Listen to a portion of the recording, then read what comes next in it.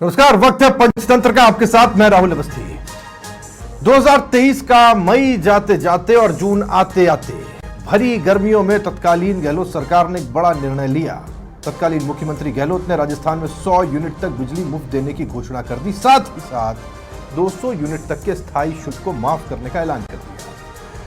लोक लुभावन इस फैसले से कांग्रेस को उम्मीद थी कि चुनावी साल में जनता इसे हाथों हाथ लेगी, कांग्रेस सत्ता में आएगी, रिपीट होगी, लेकिन ये हो नहीं पाया। कांग्रेस चुनाव हार गई। इस बीच सत्ता में आई भजनलाल सरकार के सामने सबसे बड़ी चुनौती अगर कोई दिखाई दी, जिस पर की चर्चा भी होती रही, वो थी ऊर्जा की जरूरतों से जुड़ी हुई चुनौतियां, ऊर्जा की जरूरतों को पूरा करना। कई विश्लेषकों ने यहां तक कह दिया कि फ्री में रेवड़ियां बांटने के चक्कर में राजस्थान की बिजली कंपनियों की रीढ़ तोड़ दी गई है। भयंकर घाटे में चल रही कंपनियों को कैसे इस घाटे से उबारा जाए, यह अलग बात। लेकिन सरकार में ऊर्जा मंत्री हीरालाल नागर ने जोधपुर में यह बात स्पष्ट कर दी कि 100 यूनिट तक मुफ्त बिजली देने के गहलोत सरकार के फैसले को पलटा नहीं जाएगा।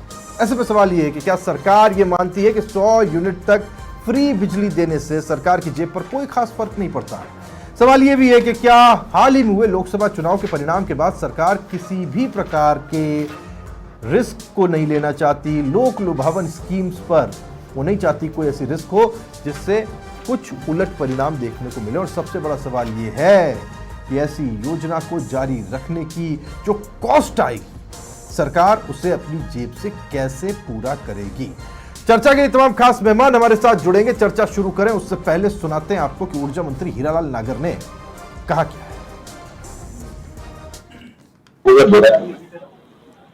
मंत्री जी, सबसे पहले तो ये कि जो अभी एक सुनने में आ रहा है कि जो गरीब तबके के लोग, जो 100 यूनिट की जो योजना है और जो किसानों को जो 2000 यूनिट की जो योजना थी, क्या वो बंद करने की सरकार प्लानिंग कर रही है?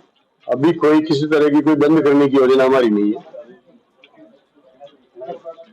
जोधपुर में एक 765 का एक जीएसएस बनना था, ईडी ने जमीन भी आजाद कर दी था। अभी जो 400 रजिस्टर भी चल रहा है वहां भी। और चर्चा के लिए तमाम खास मेहमान हमारे साथ जुड़े रहेंगे। मदन प्रजापति जी बीजेपी से हमारे साथ रहेंगे। मदन जी, आपका स्वागत है। प्रतीक सिंह जी कांग्रेस से हमारे साथ रहेंगे। प्रतीक जी, आपका स्वागत है।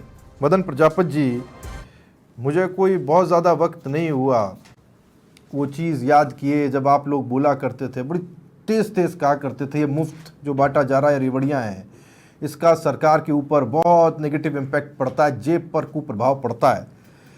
अब आपकी तरफ से ये फैसला लिया गया कि नहीं साहब, 100 यूनिट तक जो मुफ्त बिजली है उसको जारी रखा जाएगा, कोई दिक्कत नहीं है, और अगर कोई कुप्रभाव पड़ भी रहा है तो उसे झेल लिया जाएगा। ऐसा क्यों साहब? देखिए राहुल जी, जब चुनाव चल रहे थे राजस्थान की विधानसभाओं के, उस समय भी जो है जनता में एक तरीके का भ्रम फैलाने की कोशिश की गई थी। राजस्थान के पूर्व मुख्यमंत्री अशोक गहलोत जी ने कहा है कि मुझे वोट इसलिए दीजिए कि मैंने बहुत सारी योजनाएं सरकार की आपको दे रहा हूं, उसके लिए दीजिए। लेकिन हमने उस दिन भी एक चीज़ बोली थी। उसके बाद में चुनाव के बाद भी माननीय प्रधानमंत्री जी और माननीय राजस्थान के मुख्यमंत्री भजनलाल जी ने एक चीज़ बोली थी, जन कल्याणकारी और जन हितैषी योजनाएं जितनी भी होगी वो बंद नहीं की जाएगी। उनमें जो कमियां हैं उनकी समीक्षा की जाएगी और उनको दूर किया जाएगा। योजनाएं बंद करने का काम भारतीय जनता पार्टी का नहीं है। भारतीय जनता पार्टी एक ही उद्देश्य पे चलती है, अंत उदय के प्रेरणा पे चलती है। अंतिम पंक्ति पे बैठे हुए गरीब को गणेश मान कर उसकी सेवा में जो कार्य किए जाते हैं, उस तक जो सेवा पहुंचाई जाती है, उसके लिए कार्य करते हैं। हमारा ध्येय इतना ही नहीं है कि योजनाओं को लॉन्च करना या योजनाओं की घोषणा करना। हम योजनाओं को धरातल पे अंतिम पंक्ति में जिस व्यक्ति के लिए योजना बनी है उस व्यक्ति तक पहुंचाने का कार्य करते हैं। हमने पिछली सरकार जो माननीय अशोक गहलोत जी की सरकार थी उसमें देखा कि 5 साल तक गहलोत साहब की सरकार ने कुछ नहीं किया, केवल और केवल एक ही काम किया, घोषणाएं। 4 साल तक तो ये लड़ाई में लड़ते रहे सचिन पायलट जी, और जब चुनाव आए उससे पहले जो अशोक गहलोत जी बाहर निकले और घोषणाओं पे घोषणाएं, विधानसभा पे घोषणाएं करने पर की। योजना कैसे बंद होती है मैं आपको थोड़ा सा याद दिला देता हूं। योजनाएं जब 2018 में अशोक गहलोत जी की सरकार बनी तो अन्नपूर्णा रसोई चल रही थी, उस अन्नपूर्णा रसोई को इन्होंने बंद कर दिया। राजस्थान के किसानों के बिल पे सब्सिडी चल रही थी 10,000, वो बंद कर दी। स्टेट हाईवे के टोल बंद कर दिए। आयुष्मान भारत भामाशाह योजना जिससे गरीब का इलाज हो रहा था उसको बंद कर दी। और कोरोना काल जैसी परिस्थितियों में भी भामाशाह को पूरे राजस्थान ने याद किया। और जब सरकार का अंत समय आया, जब सरकार के 6 महीने पहले आए, जब सारी घोषणाएं चालू हुई, राहत कैंप लगाने चालू हुए, और ये राहत कैंप क्या हुआ? आपने भ्रष्टाचार देखा नहीं? राहत कैंप के अंदर किस तरीके से भ्रष्टाचार हुआ, किस तरीके से जनता की गाड़ी कमाई को कैंपों में लगाने के लिए खर्च किया गया, और कितने टाइम के लिए, कौन सी गारंटी दे रहे थे? जनता ने इनकी गारंटी पहले ही जो है बंद कर दी थी, उसके बाद गारंटी देने का कोई अधिकार नहीं है। मैं फिर कह रहा हूं, जन कल्याणकारी योजनाएं बंद नहीं होगी। और सबसे बड़ी विडंबना इस राजस्थान के लिए यह रही है कि पूर्व मुख्यमंत्री अशोक गहलोत जी का पूरा शासनकाल कुवित्तीय प्रबंधन के अंदर रहा है। और जो बजट की घोषणाएं थी वो जो 1 अप्रैल को लागू होनी थी वो 2-2 साल, 1.5 साल तक लागू नहीं हुई है। 1.5 साल बाद भी किस तरीके से योजनाओं का ठप पड़ा रहा, और एक घोषणा पूरी नहीं हुई, दूसरी घोषणा चालू कर दी, दूसरी पूरी नहीं हुई, तीसरी चालू कर दी। इन्होंने तो जो इनके 2018 के मैनिफेस्टो के अंदर जो घोषणाएं की थी, बेरोजगारी भत्ता, बेरोजगारों को जो भत्ता देने का बात, और किसानों का कर्ज माफ जैसी मुख्य बिंदुओं पर जिसपे जीत के आए, वो योजना भी इन्होंने कभी लागू नहीं की है राजस्थान में। तो ये जान के राजस्थान की जनता की कार्य करने वाली सरकार भारतीय जनता पार्टी है, और मुंगेरी लाल के हसीन सपने देखना और झूठ का प्रोपोगंडा फैलाने वाले और झूठ बोल के सत्ता एन कैन प्रकार से सत्ता प्राप्त करने वाली कांग्रेस है। ठीक, प्रतीक जी हमारे साथ है, लेकिन उससे पहले मैं स्वागत कर दूं श्याम सुंदर शर्मा जी, वरिष्ठ पत्रकार हमारे साथ जुड़ गए। श्याम जी आपका बहुत स्वागत है सर। मैं एक बार प्रतीक जी के पास जाता हूं, उसके बाद आपके पास आता हूं। प्रतीक जी, आज आपको खुश होना चाहिए। खुश होने का कारण ये कि अब ये तो घोषणा हो गई कि आपकी घोषणा बंद नहीं होगी, है ना। लेकिन एक चीज को लेकर के प्रश्न उठता है। मैं अभी कुछ दिनों पहले ट्वीट पढ़ रहा था, बहुत ज़्यादा दिन पुराना ट्वीट नहीं है गहलोत साहब का। उनका अभी भी ये पूर्वाग्रह था कि ये घोषणाएं जो मेरे द्वारा की गई या उनकी सरकार के समय में की गई वो बंद हो जाएंगी, और इसे लेकर के उनको चिंता थी। लेकिन अब ये चिंता दूर होनी चाहिए। सरकार ने स्पष्ट कर दिया, साहब हम ये कम से कम 100 यूनिट बिजली जो फ्री में दी जा रही थी वो बंद नहीं करने वाले हैं। राहुल जी, सबसे पहले तो आज खुशी मुझे इस बात पे हो रही है, कम से कम बीजेपी ने ये तो माना कि कांग्रेस ने जितनी भी योजनाएं चालू की थी वो जन कल्याणकारी थी, जनता के लिए हितकारी थी, गरीबों को राहत पहुंचाने वाली थी। दूसरी बात ये कह रहे थे कि वित्तीय प्रबंधन अशोक गहलोत जी की सरकार ने या पूर्ववर्ती कांग्रेस सरकार ने वित्तीय प्रबंधन को कुप्रबंधन किया है। तो मुझे लगता है मदन जी की जो मेमोरी है वो थोड़ी अल्प है। मैं याद दिला देता हूँ, वसुंधरा राजे जी जब गई थी, जब तो हमारा जो फाइनेंशियल, हमारी जो जीडीपी ग्रोथ थी वो 2% थी पूरे देश के अंदर, और जब अशोक गहलोत जी की सरकार थी तो 11.02, मतलब पूरे देश के अंदर नंबर 2 पे और उत्तर भारत में नंबर 1 पर थी हमारी जीडीपी ग्रोथ। तो ये तो फाइनेंशियल मैनेजमेंट था। अब दूसरी बात जो ये कह रहे हैं कि बंद नहीं होगा, साहब बंद नहीं होगा, तो उन्होंने मंत्री जी ने बोला है कि हम इसको रिव्यू करेंगे जब तक बंद नहीं होगा, रिव्यू करेंगे जब तक बंद नहीं होगा, रिव्यू करने के बाद हो सकता है कि बंद कर दें। और तीसरी बात उसमें ये थी कि ये हमारे समय पे 1,04,00,000 जो घरेलू उपभोक्ता थे उनका जो बिजली का बिल था वो शून्य आता था। उसके बाद में जो पिछली बार जो रहेगा रजिस्ट्रेशन थे, और उसके बाद जो नए कनेक्शन हुए वो लगभग 30 लाख कनेक्शन होते हैं। तो उन 30 लाख कनेक्शनों को ये जो बिजली की सब्सिडी देने का क्या प्रोविजन रहेगा, रजिस्ट्रेशन कैसे कर रहे हैं, उनको कोई छूट मिल ही नहीं रही है। और बिजली का प्रबंधन इनका ऐसा कुप्रबंधन हो गया है कि मैं चीफ मिनिस्टर की कॉन्स्टिट्यूएंसी मानसरोवर में रहता हूं और यहाँ पर कभी भी बिजली चली जाती है।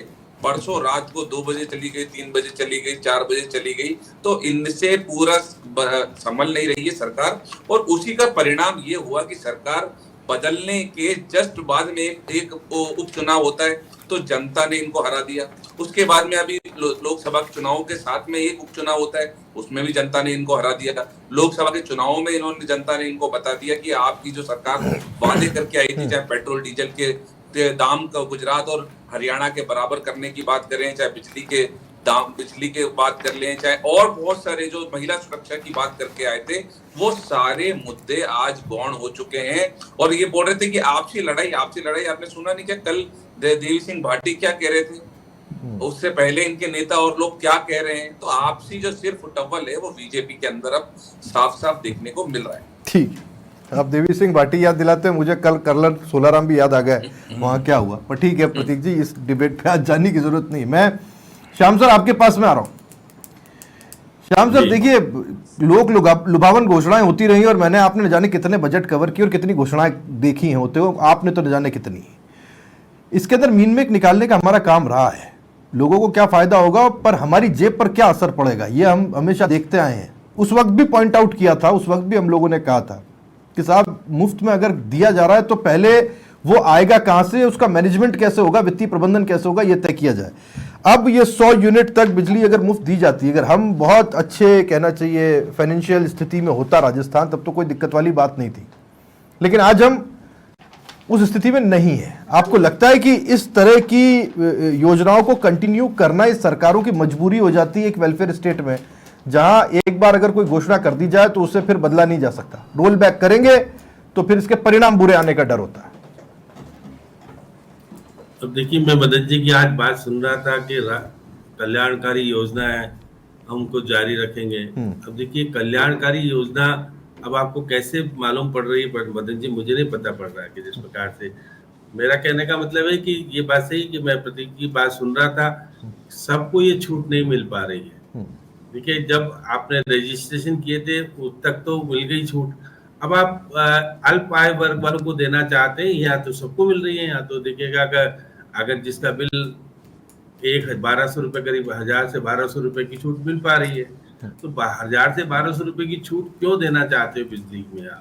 आप अगर आप देखिएगा, अभी आप बिजली, अभी मुख्यमंत्री जी दिल्ली गए थे, अभी नए ऊर्जा मंत्री बने हैं अपने हरियाणा से, पूर्व मुख्यमंत्री जो मनोहर खट्टर बने हैं, उनसे कह के आए कि हमको बिजली चाहिए। बिजली आप महंगी खरीद रहे हो।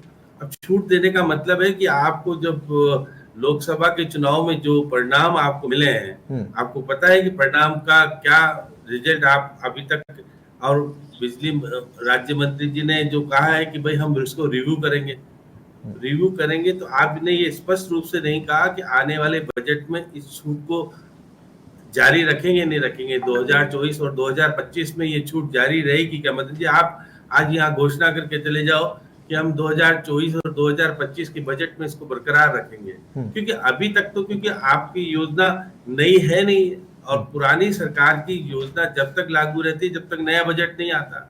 अभी आप कल्याणकारी बता रहे हो, जिस दिन आप बंद कर दोगे उस दिन क्या होगा? नहीं, क्योंकि हमारे पास पैसा नहीं है और स्थिति ठीक नहीं है। अभी 70,000 करोड़ रुपए का घाटा है।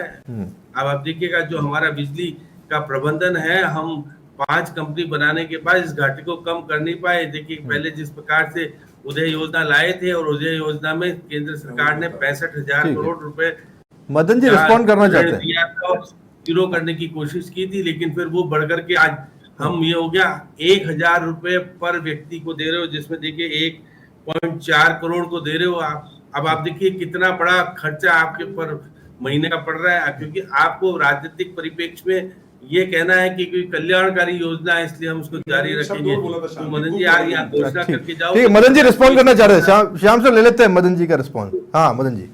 नहीं, श्याम जी का विश्लेषण पे तो कोई टिप्पणी कर नहीं सकता है, और श्याम जी तो बहुत वरिष्ठ पत्रकार है, मैं उनके लिए क्या बोलूं। लेकिन मैंने श्याम जी एक शब्द यूज किया था कि पूर्व मुख्यमंत्री अशोक गहलोत जी के कुवित्तीय प्रबंधन के कारण आज स्थितियां कई जो है वो परेशानी की स्थिति पे लाके खड़ा कर दिया। सरकार बचाने के लिए उन्होंने ना किसी तरीके का वित्तीय प्रबंधन की व्यवस्था की, और वो सिर्फ और सिर्फ अब घोषणाएं करते गए। उसी का कारण है कि भुगतना पड़ रहा है कि जो बिजली का घाटा था वो 2018 के अंदर राजस्थान का जीरो था, बराबर 8 पार्क पे वसुंधरा जी लाके खड़ा कर गई थी। आज 17,000 करोड़ रुपए का बिजली का घाटा है। दूसरा बिजली का कुप्रबंधन ये है कि जो मेरे मित्र गिनवा रहे थे बिजली की व्यवस्था, ऐसी व्यवस्था की कि बिजली जो है हमने सस्ती बिजली खरीदी, और आज महंगे रेट पे पीक सीजन के अंदर हमको वो बिजली जो है वो वापस करना पड़ रहा है। ये भी बिजली का कुप्रबंधन अशोक गहलोत जी की सरकार का ही था, जिसको जनता को और आज की सरकार को भुगतना पड़ रहा है। दूसरा, प्रतीक जी कह रहे थे कि महिलाओं की बात कर रहे थे, आप बात करने के लिए वो नहीं हो महिलाओं को। राजस्थान के मुख्यमंत्री माननीय भजनलाल जी ने दिखा दिया 50% आरक्षण देके कि कथनी और करनी में कितना फर्क होता है। आप बेरोजगारी भत्ते के ले आए थे, कितना भत्ता दिया और कब दिया ये भी राजस्थान की जनता जानती। 2023 से चालू किया आपने भत्ता देना। आपने कितने हजार युवा थे, 18,40,000 पंजीकृत युवा थे, जिसमें से 1.5 लाख युवाओं को आप बेरोजगारी भत्ता देते थे, और वो भी 800 और 500, उसमें से भी कई राइडर आपने लगाए हुए थे। इसलिए सारी जनता मैं ये जानना चाहता हूं मदन जी, चीज मैं ये बता दूं, एक सेकंड, आज सब ये जानना चाहते हैं, ये जो आप कह रहे हैं ना कि वित्तीय कुप्रबंधन, ठीक है, हो गया उस जमाने में वित्तीय कुप्रबंधन, मान लिया, सरकार चली गई, अब मैं आपकी एक- सरकार, अब आप कैसा सुप्रबंधन कर देंगे कि ये 100 यूनिट बिजली मैं आप वही- सबको फ्री में दे दें, ये 1200-1300 के जो बिल राहुल माफ जी, हो रहे हैं, मैं वही आप ये आएगा कहां से, ये रुपया कहां से मैं आएगा? क्या कह रहा हूँ, जो समीक्षा की जा रही है वो इसीलिए की जा रही है, एकदम से आए और नहीं कर दिए। आपको याद होगा, आप तो वरिष्ठ पत्रकार हैं और श्याम जी भी मेरी बात को एग्री करेंगे, 2018 के बाद में आप ये बताइए कि इलाज अगर फ्री मिल रहा था भामाशाह, तो राजस्थान के मुख्यमंत्री अशोक गहलोत जी ने आते ही बंद कर दिया। 3 साल तक भामाशाह को बंद रखा इन्होंने। जो गरीब का इलाज होने वाली योजना जन कल्याणकारी, गरीब के कल्याण के लिए ठीक नहीं थी, उस पर कुंडली कौन मार के बैठा हुआ था? राजस्थान के किसान को बिजली के बिल पे सब्सिडी मिल रही थी। 3 साल तक उस टाइम के मुख्यमंत्री अशोक गहलोत जी कुंडली मार के बैठ गए, वो जन कल्याणकारी ठीक नहीं थी। मैं ये कह रहा हूं कि अगर जनता को कहीं फायदा हो रहा होगा, एक छोटा सा और जनता के सप्लीमेंट्री, उस गरीब को मदन जी गणेश, छोड़िए। मैंने एक शब्द और जोड़ा था उसमें, गरीब को गणेश मान के, ठीक है, इस योजना का लाभ उस व्यक्ति तक पहुंच रहा है नहीं, जिस वेलफेयर व्यक्ति को स्टेट उसकी में मेरा तो ये आवश्यकता मानना है कि साहब जिस हर व्यक्ति को हर सरकार को गरीब को आवश्यकता गणेश है, मानना ही पड़ेगा, जिस है ना? व्यक्ति, राहुल जी, जिस ऐसी बात है, जिस व्यक्ति को आवश्यकता है उस व्यक्ति तक उसका लाभ पहुंच रहा है कि नहीं पहुंच रहा, जिस व्यक्ति को आवश्यकता ही नहीं है वहां पे अगर कोई चीज जा रही है, देश के यशस्वी प्रधानमंत्री ठीक है। माननीय नरेंद्र मोदी जी ने आते एक बार प्रतीक बोला, जी रिस्पॉन्ड करना चाहते हैं, एक बार 10 सेकंड दीजिएगा, फटाफट। 10 सेकंड दीजिएगा। देश के यशस्वी प्रधानमंत्री जी ने आते ही कहा कि गैस के सिलेंडर पे सब्सिडी छोड़ने की बात हुई, उन्होंने बंद नहीं की, लेकिन जनता जो है वो चाहती थी कि हमको छोड़ दें। तो आप ये स्कीम लाने वाले हैं क्या कि कोई छोड़ना चाहे तो छोड़ दे, या आप कह रहे हैं आज ये पार्टी का स्टैंड है? एक चीज और जो ऐड कर देता हूं, इन्होंने राहत कैंप लगाए थे, 50 यूनिट पहले फ्री मिलती थी, सबको 50 यूनिट फ्री कर देते, कैंप लगाने की क्या जरूरत थी? ये अच्छी चीज, जनता की गाड़ी ये अच्छी चीज श्याम जी, मैं इस सुझाव को अच्छा मानता हूं। 750 रुपए पेंशन मिलती थी, 1000 कर देते। मैं इस सुझाव को अच्छा मानता हूं। अगर ये सुझाव आता है कि साहब जो छोड़ना चाहता है छोड़ दे। मैं श्याम जी आपके पास हूं, प्रतीक जी काफी देर से इंतजार कर रहे हैं। समीक्षा में तय होगा क्या होगा वो तो। ठीक है प्रतीक जी। देखिए राहुल जी, सबसे पहले तो झूठ इन्होंने बोलने की शुरुआत की। मैं इनसे पूछना चाहता हूं कि ये गिना दें कि भामाशाह के अंदर कितने लोगों को इलाज मिल रहा था। नहीं, आपने बंद की थी कि नहीं की थी? और कब चालू किया? श्याम जी बता देंगे, तारीख भी बता देंगे। बोलिए, झूठे श्याम जी, मेरी झूठ का तो देखिए, ये शब्द तो आप थोड़ा सा पीछे मत देखिए। बोलो, आप पीछे मत बोलो। ये क्या अरे तरीका नहीं, है? आपके प्रतीक पीछे जी नहीं बोला मैं, तो आप आराम पीछे मत बोलिए। आराम से नहीं, वो इनकी मैं यही जब समस्या बीच में है, नहीं बोला, मैं इनके बोल संस्कार दूंगा। नहीं हो सकते सही। अरे आप क्योंकि झूठे हो, आप फिर ये देखो, पीछे मत बोलो। आप ये आप पर्सनल झूठे होंगे, जवाब की पोल खुलती है ये तो पता पीछे नहीं बोलते कहां हो। से आ गए ये। तो डिबेट बीच में मैं तो आश्चर्य होता है तुम्हें कभी-कभी। पता नहीं कौन कहां से लिया है तुम कहां से आ कभी-कभी गए? तो अरे नहीं, व्यक्तिगत कांग्रेस जैसी पार्टी तुम कहां के, से आ गए? नेशनल पार्टी के स्पोक पर्सन नहीं है। व्यक्तिगत अरे तुम नहीं, कहां से आ हमको गए? नहीं फिर अरे नहीं, पीछे प्रतीक बोला था कि आपके तू तो राहुल जी, मैंने पीछे बोला नहीं बोला। मैं किसी के मदन जी, बीच में नहीं, नहीं, मैं बोला नहीं हूं, लेकिन ये जिस मैं तरीके किसी से के बोल रहे हैं बीच मैं में तो नहीं उसको बोला। objection कर रहा हूं। मैं किसी भाषा के की बीच में मर्यादा नहीं पे बोला। कोई expect तू तड़ाक बोलने पे नहीं बीच में तुम्हारे कोई नहीं बोलना बोलेगा। पड़ेगा। हाँ जी। तुम्हारी ऐसी भाषा की ये देखो, मर्यादा तुम्हारे साथ ऐसी बोलना नहीं, पड़ेगा। तू तड़ाक मैंने नहीं बोला, अगर मैं तू बीच तड़ाक में आप बोलिए आप। निकाल वाली नहीं, चीज। तू तड़ाक। ये क्या राहुल तरीका जी, है? राहुल जी, क्या तरीका है? नहीं, आप तू इनका तड़ाक। है। मैं एक्सपेक्ट करता हूं कि बीच में नहीं बोलना। नहीं, बीच में नहीं बोलेंगे, लेकिन लेकिन जब भाषा की झूठ- मर्यादा की जब एक्सपेक्ट झूठ- हाँ, कर रहे हैं। भाषा देखिए, मैं एक बात क्लियर दो की पोल खुलने लगती है नहीं, देखो तो कोई ये एक दूसरे को बीच में टोकेगा बोलने नहीं मदन जी। और कोई हाँ, किसी को बिल्कुल। लेकर के देखिए, मैं शब्दों का प्रतीक जी प्रयोग को नहीं करेगा। प्रतीक जी बोलूंगा हाँ। और ये यहां से जाएंगे, उसके बाद पता नहीं किस तरीके से केक ट्वीट करेंगे, वो मेरे को मालूम है, लेकिन कोई फर्क नहीं पड़ता। अरे मैं- दूसरी चीज अरे ये बता देता हूं, आप- कितनी निम्न स्तर की आप राजनीति अगर करते मैं मुझे जानता मेरी जाति हूं, और भाषा की के साथ- शब्द भाषा की शब्द की मर्यादा को ये किस अभी तरीके देखिए, से पीछे ठीक है, आप छोड़ते हैं, मुद्दे पे आते हैं। मुझे इनकी पार्टी से इतनी मुद्दे पे नफरत नहीं आते हैं। है। मदन जी, मदन जी, प्लीज। पत्रकार बेटे, मैं भाषा की मर्यादा अच्छी तरह राहुल जी, जानता हूं। मदन जी प्लीज, बोले जाने दीजिए। प्रतीक जी मेरी बात सुनते हैं। हाँ प्रतीक जी प्लीज, आप राहुल मुद्दे जी, पे आते हैं। हाँ। राहुल जी, हाँ मैं मुद्दे पे 5 सेकंड लूंगा मैं। 70,000 करोड़ का घाटा ही पूछेगा। देखिए फिर ये भी पूछिएगा कि अरे मदन जी बोले नहीं, ये पूछेगा ना किसानों अरे का, वो मेरा काम है। सारी जो योजनाएं थी, मेरा काम मदन जी, मेरा काम मुझे अरे करना ये है। इनके झूठ का पोल खुलती है तो ये ऐसे बीच में बोलते रहते हैं लगातार। झूठ तो राहुल मैं गांधी किसी बोल के के गया था, बीच 1, में 2, कभी 3, नहीं 4, बोलता, 5, 10 देखिए, किसानों का कर्ज माफ, अरे आपका बेरोजगारी फैसला भत्ता था कि नहीं बोला, दिखा ही तो नहीं। बात करो, अरे आप मदन लड़के जी, हो। लड़ सकती हूँ, राजस्थान में समझे, आई आप भी नहीं। फेंकू हमने और तो आपका 50% प्रधानमंत्री आरक्षण दे दिया महिलाओं को। हमने तो आते ही 50% आरक्षण दे दिया महिलाओं को नौकरी के राहुल अंदर। जी, मदन जी, लड़कियों लड़ सकती, नारे में ही आती है। गलत बात है। मदन जी, अगर आप अगर मदन जी debate एक करा मिनट, सकते तो आप बोला मदन जी मत प्लीज कराइए। Please please please. हाँ प्रतीक जी फिनिश कीजिए फिर। 10 सेकंड में मुद्दे पे आऊंगा। मैं ये बोल रहे थे कि प्रतीक जी यहां से जाकर के ट्वीट करते हैं, अगर मेरी जाति के आधार पे अगर मुझे कोई टारगेट करेगा तो मुझे ट्वीट करना पड़ेगा। तू तड़ा के और सड़क लोगों छाप ने मेरा आपने बोला है, support उस किया पूरी है। डिबेट में मैं अरे बड़ा व्यक्तिगत हो गया।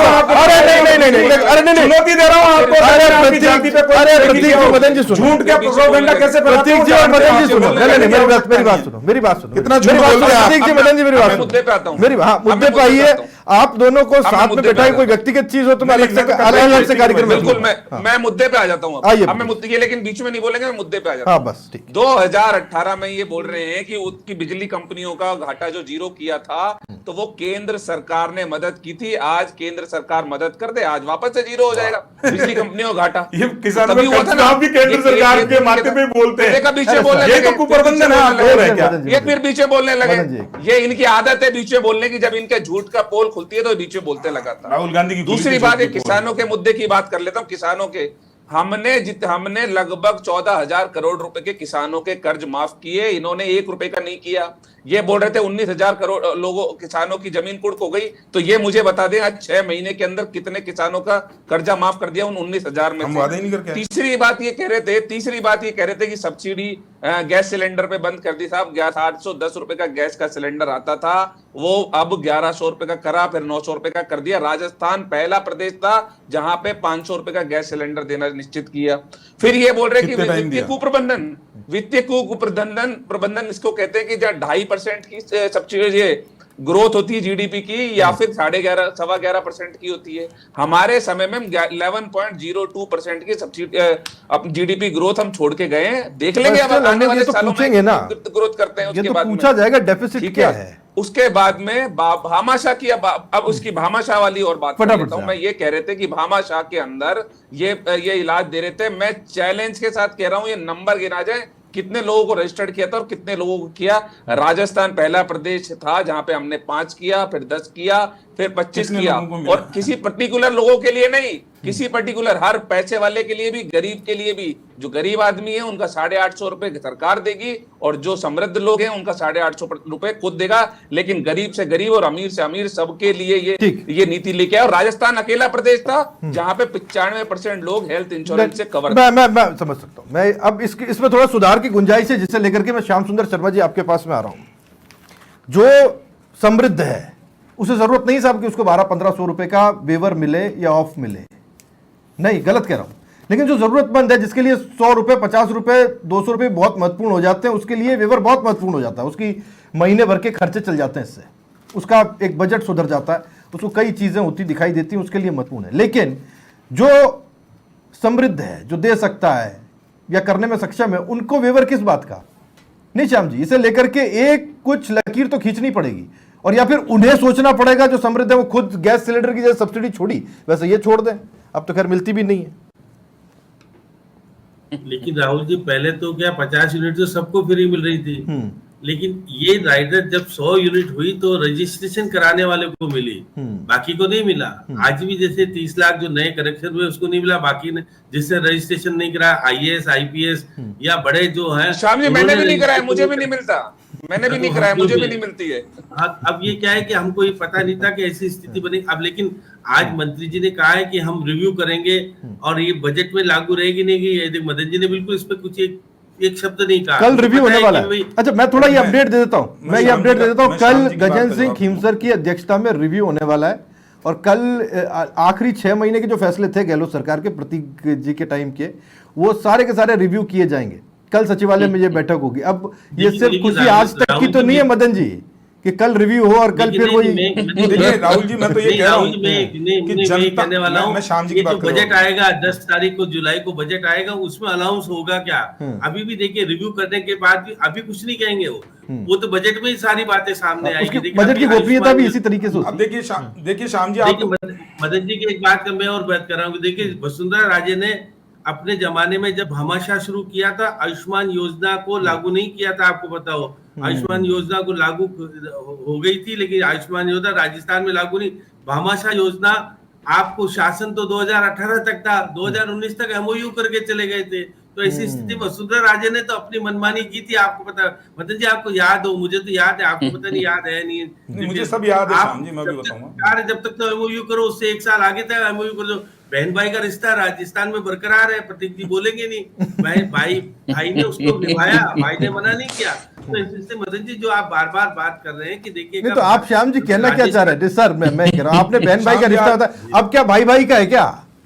अब भाई भाई का थोड़े ये है। नहीं, अभी देखिएगा बहन भाई अभी भी है राजस्थान में और आमने सामने वापस रहने लगे हैं। अब उसका क्या परिणाम होगा मुझे नहीं पता। जिस प्रकार से अमित शाह जी ने आजकल कमेटी भेज रखी है कि हम आ रहे क्यों, कारण क्या है, मदन जी को भी पता है कि कहाँ किस तरह से अब हो रहा है। अब क्या परिणाम आगे आएगा सामने पता नहीं मुझे, लेकिन हाँ जिस प्रकार की मैं जवाब मदन जी बहुत छोटे मैं बहुत छोटा जवाब देता हूँ। श्याम जी, आज मुझे नहीं पता कि श्याम जी ऐसे गोल गोल क्यों घुमा रहे हैं, उनकी आदत नहीं है गोल गोल बुलाने की। नहीं, बड़ा सीधा था, कहाँ गोल था? देख सुनिए, आप गोल कैसे एक चीज मैं बोलता हूँ कि श्याम जी ने कहा कि वसुंधरा जी की स्कीम, मैं श्याम जी बड़ी ईमानदारी से मांगा कि वसुंधरा जी के वो किस में था, आयुष्मान था या नहीं था, पर भामाशाह में राजस्थान के प्रत्येक गरीब का इलाज हो रहा था।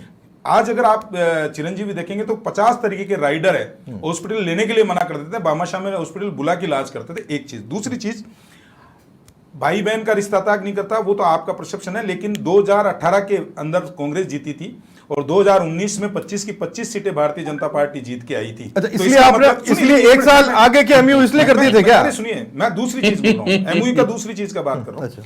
मैं ये कह रहा हूं कि जो जनता का जनादेश होता है, जब जब जो मिलता है उसको सर माथे से लगाते हैं और स्वीकार करते हैं। आज अगर कांग्रेस की पूरी जमात जो है इंडी गठबंधन की, उसके मुंह में दही जम गया है कि ईवीएम का जो है वो उन्होंने डब्बे में डाल दिया है। हमने ये कह रहे हैं कि हम चुनाव हार गए, हम तो स्वीकार करते हैं जनता के जनादेश को, हम तो जनता के जनादेश को स्वीकार करते हैं। ना चुनाव आयोग को गाली देंगे, ना ईवीएम को गाली देंगे, ना जनता को गाली देंगे। इनके मणिशंकर अय्यर ने क्या, अरे सर मैं बात आज बिजली की कर रहा हूं, बिजली की बात करने बुलाया, वोट देगा, मोदी को वोट देगा, वो रावण होगा, राक्षस होगा।